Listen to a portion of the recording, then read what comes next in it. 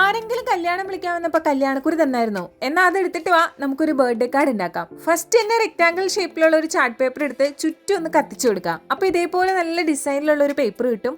അതിനകത്ത് നമുക്ക് മനസ്സിൽ തോന്നുന്ന എന്ത് വിഷസ് വേണമെങ്കിലും എഴുതി കൊടുക്കാം. പിന്നീട് അങ്ങോട്ടുള്ള എല്ലാ അൽക്കുരുത്ത് പരിപാടികളും നിങ്ങളുടെ കയ്യിലുള്ള സാമഗ്രികൾ വെച്ചും നിങ്ങളുടെ ക്രിയേറ്റിവിറ്റി വെച്ചും നമുക്ക് അടിപൊളിയാക്കി എടുക്കാം.